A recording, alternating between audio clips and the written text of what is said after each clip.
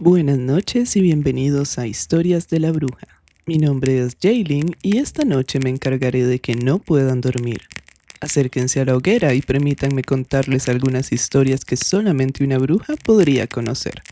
Esta noche vamos a leer un cuento de su anfitriona, es decir, escrito por mí.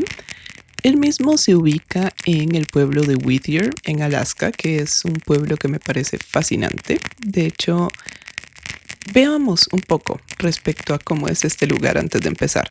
El pueblo de Whittier es conocido por tener una población que vive casi toda debajo del mismo edificio. De hecho, se le conoce con el sobrenombre de la ciudad bajo un único techo. Fue durante la Segunda Guerra Mundial que el ejército de Estados Unidos volteó su vista hacia Whittier. Se construyó una base militar llamada Camp Sullivan, y cuando finalizó la Segunda Guerra Mundial se terminaron los dos edificios que dominan la ciudad. El primero, en el cual se ubica nuestro cuento de esta noche, es el Hodge Building. Tiene 14 pisos y se terminó en 1957. Cuenta con 150 apartamentos de 2 y 3 habitaciones, además de algunos de estos que son abiertos como para personas solteras tipo loft. El segundo edificio, que de hecho fue el primero en ser habitado, se terminó en 1953 y se llama el edificio Buckner. Este fue en el que fueron a vivir las familias de los soldados que fueron ubicados en el área. Como mencioné anteriormente, este edificio después de un tiempo fue abandonado y actualmente el único edificio que se considera habitado es el Hodge Building, además de un lugar que se llama el Whittier Manor, pero del cual no hay demasiada información. Más allá de que es un edificio de 2 pisos y que, si creemos lo que he visto en algunos youtubers últimamente, es actualmente un hotel. La instalación del ejército continúa activa hasta 1960. Después de esto, la ciudad cambia un poco su enfoque y en el 64 hay toda una tragedia que es conocido como el terremoto de Viernes Santo. Básicamente el pueblo sufrió daños por más de 10 millones de dólares, porque lo que pasó con el terremoto es que empezó a provocar tsunamis. El tsunami que azotó Whittier tuvo una altura de 13.1 metros y asesinó a 13 personas del pueblo. Con el paso de los años, Whittier se convierte en un puerto en el cual algunos cruceros medianos hacen escala. Por consiguiente, durante verano tienen bastante afluencia de turismo.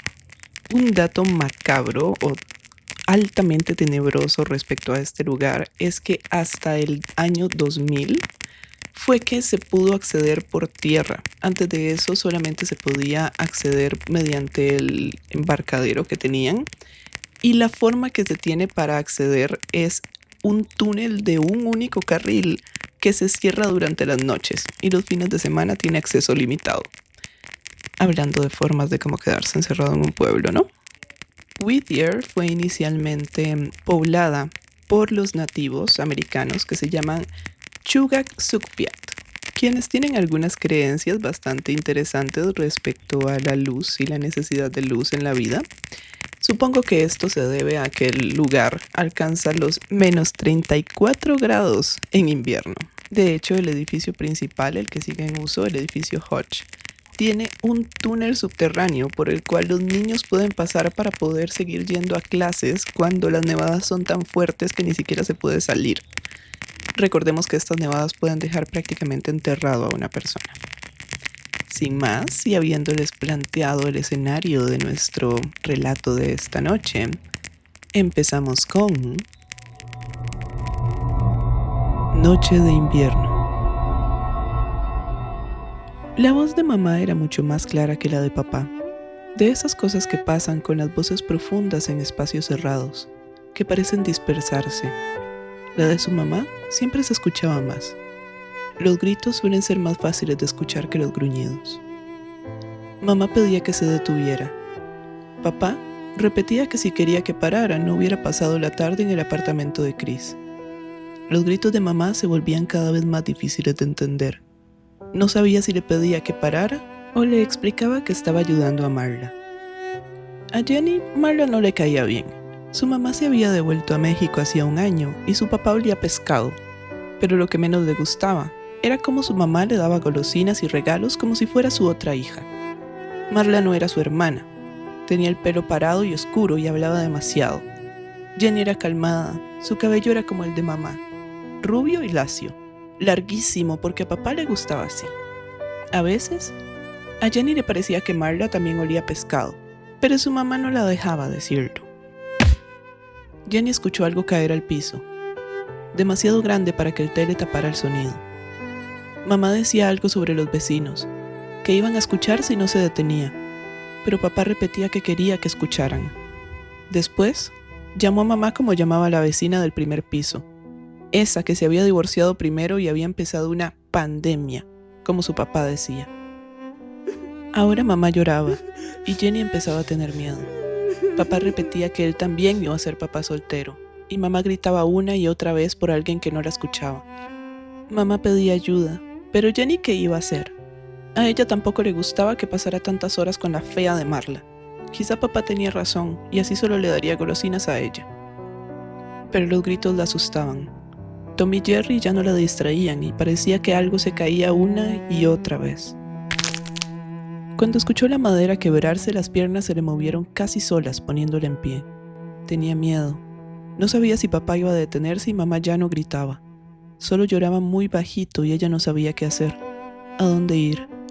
Los ojos de Jenny se quedaron unos segundos en la nevada que no se había detenido en 2 días y que apenas dejaba ver las montañas a través de la ventana. No tenía muchos lugares a donde huir.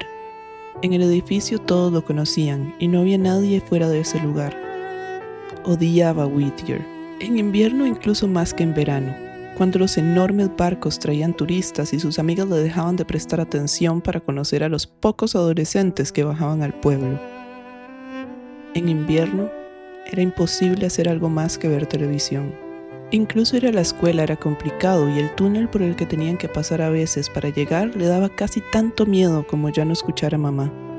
Su llanto ya no se escuchaba, solo la respiración de papá, rápida, profunda al mismo tiempo.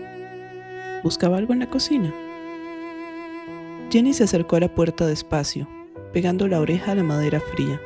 2 habitaciones más allá, su papá revolcaba los trastes de la cocina. Un medio apagado le llegó, y como si algo en su cerebro terminara de hacer clic, la muchachita abrió la puerta despacio, sin hacer ruido.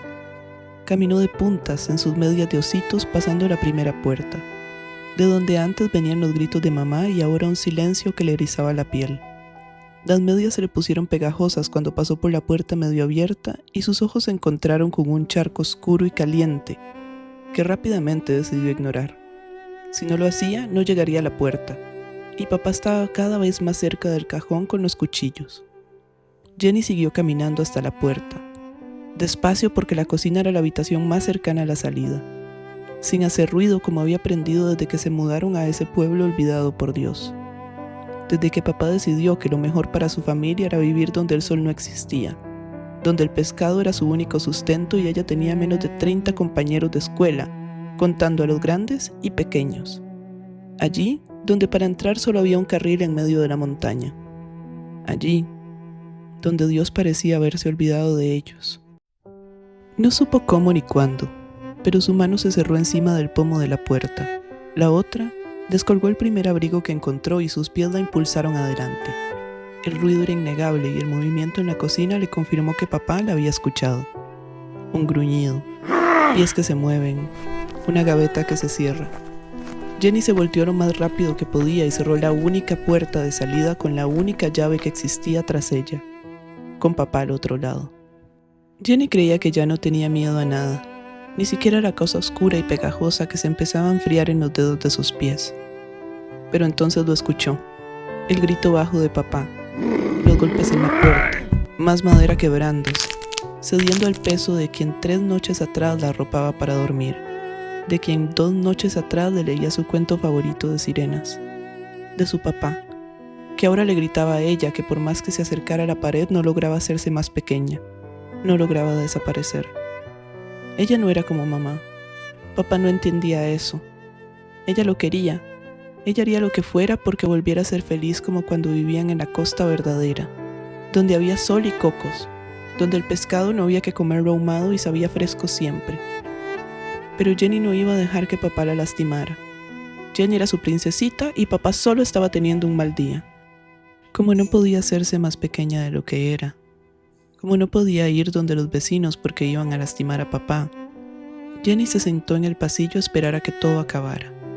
Sus manos repasando una y otra vez la pulsera de cuentas que había hecho con mamá para su último cumpleaños. 10 era un gran número, pero no lo suficiente para saber qué hacer. Jenny no podía hacerse más pequeña y su papá no paraba de golpear la puerta. Hasta que finalmente, el brillo del cuchillo fue visible por un segundo cuando atravesó la madera.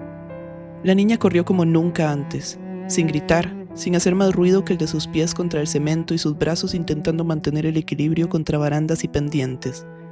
Pasó la casa de Marla, donde la televisión era apenas audible.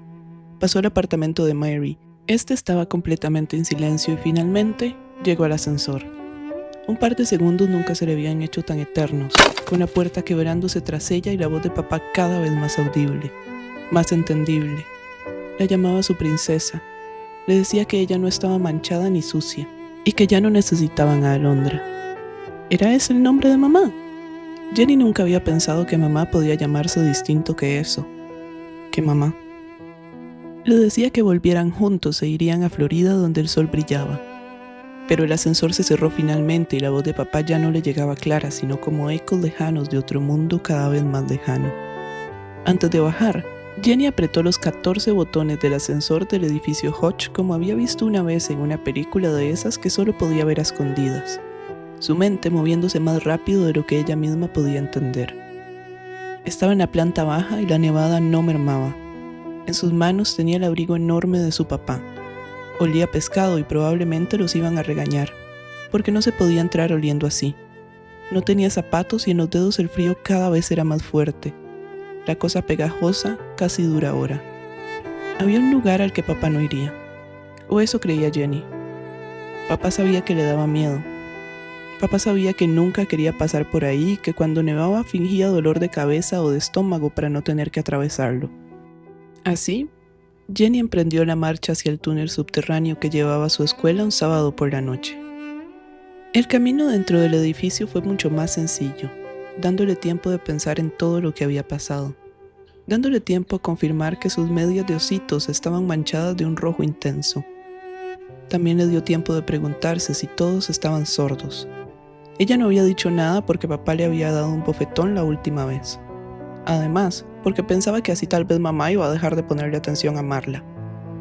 Pero Chris, que siempre sonreía a su mamá porque no había salido, vivía a 2 apartamentos de distancia. Mary era vieja, pero podía llamar a alguien. Vivía a 3 apartamentos de distancia. Tal vez el apartamento del centro, que antes era de Joanna, la extraña mujer Chugak Shukpiak, que había desaparecido hacía un mes sin decir nada. Estaba embrujado y no permitía que los demás escucharan. A Jenny siempre le había dado miedo Joanna, y cuando no volvió más, a veces podía jurar que escuchaba campanas en su apartamento por las noches. Era como si algo se arrastrara pesado por el suelo o las paredes, pero sonaba solamente cuando nada más se escuchaba, y solo si Jenny pegaba bien sus oídos a la pared. La niña se convenció de que era esta la razón de que nadie las ayudara, ese vacío que parecía rodear el apartamento de la mujer, ese gran nada que se tragaba los sonidos. Se convenció de que la ayuda no iba a alcanzarla, y que la única que podía ayudarla era ella misma, y con una decisión impresionante entró al túnel y cerró la puerta tras ella. Todo era oscuridad ahora, mucho más que la noche sin luna de fuera, mucho más que su habitación cuando le hacían apagar el tele. Se llevó la mano frente a los ojos y la movió, pero lo único que sintió fue el poco de viento que su palma había impulsado. Jenny respiró profundo y miró atrás, imaginando la puerta, pero dejó ir el pomo y se puso el abrigo de papá. Los pies le empezaban a doler, pero no tenía tiempo para eso. Papá venía tras ella y si la encontraba... Ella no había hecho nada malo. Ella no iba a la casa de Chris ni dejaba los platos sucios. Pero tenía miedo. Tenía miedo de cómo la llamaba suya. Suya era como le decía a mamá que era por las noches cuando mamá sollozaba bajito. Y tenía miedo del cuchillo. Al otro lado del túnel estaba la escuela, la seguridad. Podía llamar a la maestra Smith y ella iría por ella. Se lo había dicho antes sin razón, Le había devuelto la historia que tenían que inventar después de la clase y le había dicho que si tenía miedo podía llamarla. Jenny había pensado que estaba loca, o que quería una hija porque la suya se había ido a Washington hacía años y no volvía a verla. Pero tal vez su maestra sabía que le tenía miedo a la oscuridad del túnel y a los cuchillos, y de seguro iría a salvarla, a alejarla de la oscuridad, y le diría a mamá dónde estaba. Primero un pie y luego el otro. El círculo se cerraba cada vez más sobre ella hasta hacerse perfecto. No podía verlo, pero sabía que estaba ahí. Lo había visto cientos de veces mientras corría detrás de Anne y Rosie, sus amigas. Nunca antes le había parecido pequeño. Estaba segura de que era al menos el doble de alto que papá, y ella apenas le llegaba a la cadera, pero casi podía jurar que si levantaba los brazos iba a sentir el techo contra sus dedos. Dio un salto cuando se escuchó a sí misma respirar con dificultad, el eco rebotando a su alrededor y devolviéndole casi una voz. Jenny, no pasa nada, susurró para sí misma, su mente buscando un sonido familiar así fuera el de su propia voz. De nuevo el eco le jugaba malas pasadas. Entre sus pasos, la respiración y su propia voz casi podía escuchar otras cosas. Cadenas, campanas, risas. Pero solo tenía que poner un pie delante del otro una y otra vez y eventualmente daría con la otra puerta. El pasillo no podía medir más de 10 metros de largo. Lo había pasado cientos de veces. Sabía cuántos saltos le tomaba, pero de alguna forma parecía otro lugar. El techo casi le tocaba el pelo. Los costados estaban a punto de chocar con las puntas de sus dedos y podía jurar que había dado casi el doble de pasos que de saltos, y aún no daba con nada. Ya casi. Susurró ahora, la vocecita apenas audible rebotando y haciéndola sentir cada vez más encerrada. Esta vez no podía mentirse a sí misma. Había otra voz dentro de la suya, escondida, como si le susurrara también y Jenny no lograba entender qué decía. De pronto papá ya no importaba. De pronto el cuchillo no le daba tanto miedo como estar ahí sin poder ver nada. De pronto se sentía en el inmenso túnel de un solo carril que llevaba al pueblo olvidado por Dios en el que la obligaban a vivir. De pronto estaba en el edificio abandonado por el ejército completamente sola. De pronto era la puerta de Joanna y un mugido que se repetía una y otra vez. Y de nuevo estaba allí. Sin dejar de caminar, se preguntó si así veían los que el tsunami había asesinado, si el estómago del océano era así de oscuro o si incluso allí había alguna luz. Los pasos se volvieron más rápidos. Casi corría y el aliento le faltaba. Los pies le dolían muchísimo, pero no podía detenerse. El susurro estaba cada vez más cerca, aunque no pudiera entenderlo. Le rozaba la punta del pelo, el lóbulo de la oreja, con un aliento frío casi imperceptible, y ella no encontraba la puerta del otro lado aún. Se había equivocado. Había otro túnel en el edificio. La mentecita empezó a buscar una explicación racional. Un túnel al antiguo edificio, al atracadero. Una risa la sacó del pozo seguro de su explicación, como una garra que se le afianzaba en la garganta, obligándola a afrontar la realidad. No sabía dónde estaba y no estaba sola. Jenny dejó de correr, pero no de caminar. Estaba segura de que si se detenía, la garra que imaginaba se iba a hacer realidad y nunca más volvería a ver la luz. Ni a su mamá, ni... No volvería. ¿Quién es? Preguntó con apenas un hilo de voz que se extendió por todo el túnel, repitiéndose y aumentando en volumen hasta casi dejarla sorda. ¿Quién es? De pronto, el mes pasado, y mamá y papá peleando de nuevo le volvían a la mente. Hacía un mes era mamá quien le gritaba a papá por pasar demasiado tiempo con la vecina. Le gritaba que incomodaba a la gente, que por qué insistían ir 3 veces por día a pedirle cosas que ya tenían. Papá le gritaba con esa voz profunda de vuelta y como siempre a Jenny le costaba entenderle. Le gritaba algo sobre mujeres nativas y que quería saber si eran como mamá allá abajo. Sonidos sordos, algo pesado cayéndose y mamá llorando. Papá no había vuelto esa noche y cuando lo hizo ya era bien pasada la mañana. No había trabajado y Jenny podía jurar que tenía algo oscuro y pegajoso en el pecho, como si un gato lo hubiera aruñado. Mamá había pasado asustada el resto del mes, pero no habían vuelto a pelear. Ni mamá había vuelto a preguntar por Joanna más. Mamá cocinaba lo que papá pidiera, y papá le leía cuentos a Jenny antes de dormir con mamá. Los gritos de esas noches eran distintos y a Jenny le habían dicho que, como los otros, no eran nada de qué preocuparse. Jenny tampoco volvió a ver a Joanna y en menos de una semana todos decían que había vuelto con su gente. Jenny creía que era papá quien había hablado con el encargado del edificio Hodge. Después de todo eran amigos y papá había visitado a Joanna la noche que no había vuelto a casa, la misma en la que la nativa había decidido volver con su gente. Papá incluso se había ofrecido a sacar sus cosas y pasarlas al sótano para guardarlas.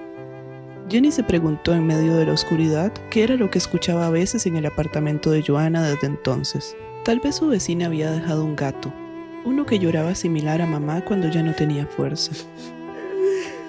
Como si el túnel la escuchara, ahora algo lloraba. O alguien. Y el túnel se volvía a formar a su alrededor, bajo, mucho más largo de lo que había sido nunca antes, sofocante, casi caliente en medio del invierno más crudo del mundo. ¿Quién es?, repitió Jenny con más fuerza que antes. Pensar en qué más podía salir mal le había devuelto algo de valentía, esa que da la desesperanza total en un cuerpo demasiado pequeño para sopesar las consecuencias. En su mente, la señorita Smith le contaba la leyenda de la luz, esa en la que un cuervo la traía, o era esa en la que solo un pueblo la tenía y los otros la intentaban robar. Ambas historias se le mezclaban con la voz dulce de su maestra que se parecía muchísimo a la de Joanna, a quien había llevado hacía unos años para que les hablara de su gente, de cómo había empezado la vida cuando la oscuridad se dio paso a la luz, y esta fue compartida entre tribus. Se necesitaba luz para traer vida a un mundo hecho de oscuridad. Recordaba eso y lo escuchaban más de una docena de voces diferentes que la rodeaban y mareaban. Era casi peor que la risa porque esto lo entendía, y podía sentir cómo el miedo le subía desde las piernas por la espalda y hasta la nuca, pero no podía sentir los dedos de los pies. Si solo hubiera llamado a Chris cuando mamá gritaba, si hubiera llamado a la señorita Smith, si hubiera avisado cuando escuchó a Joanna o a su gato llorar una semana después de que se había ido.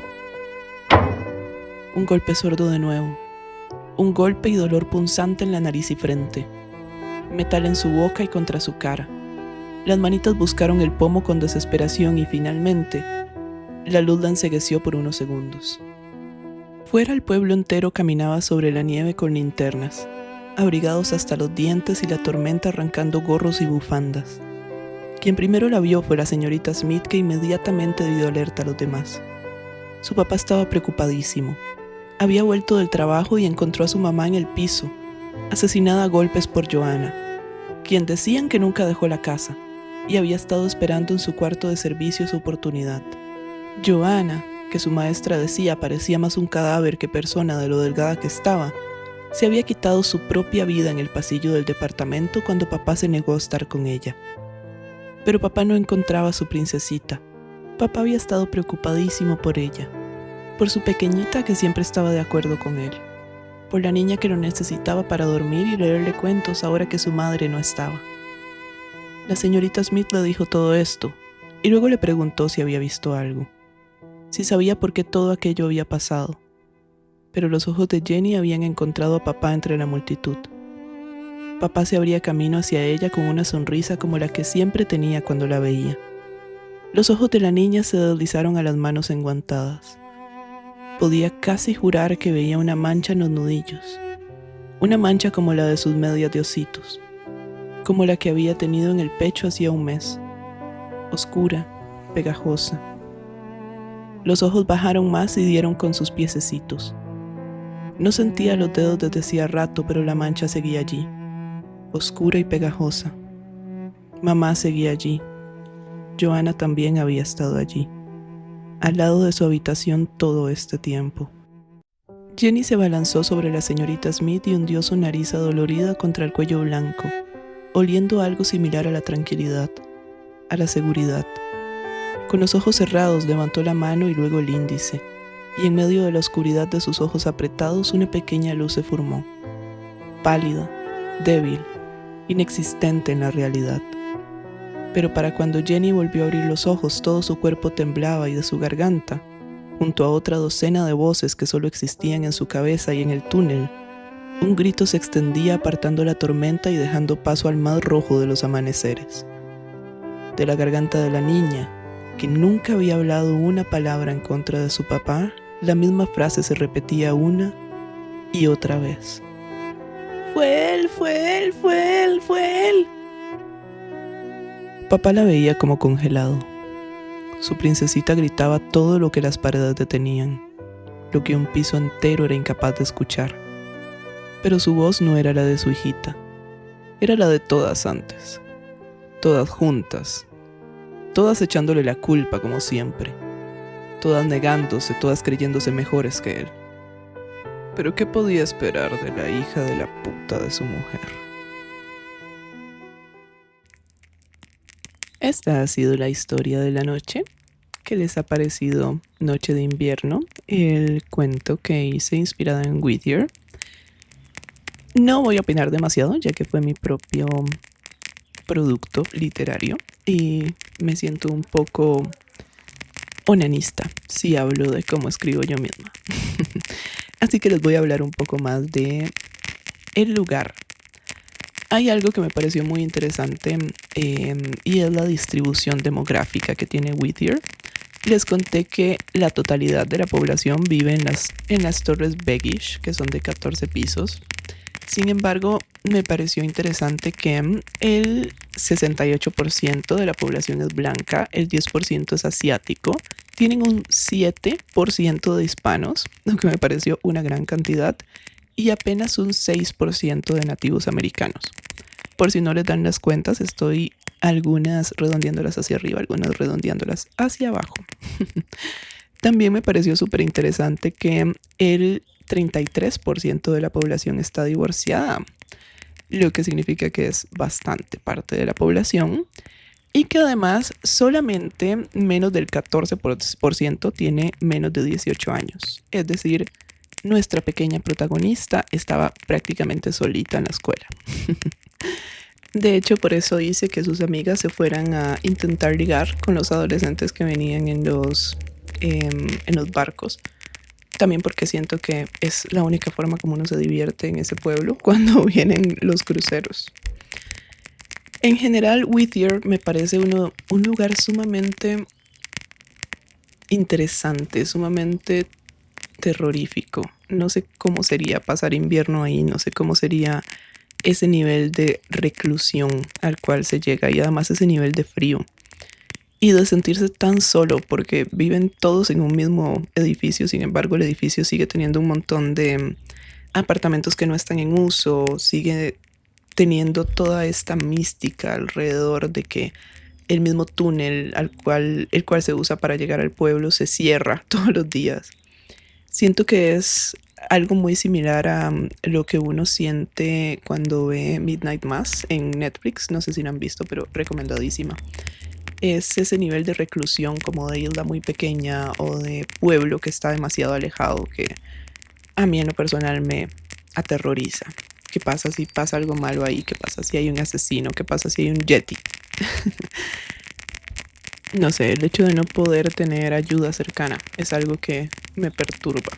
Y la reacción de la mente humana también, todo esto de el síndrome de la cueva, que creo que no está como probado científicamente, pero que es todo este nivel de ansiedad y estrés sobreacumulado y que lleva a las personas a hacer cosas que no son lo usual ante situaciones de encierro extremo.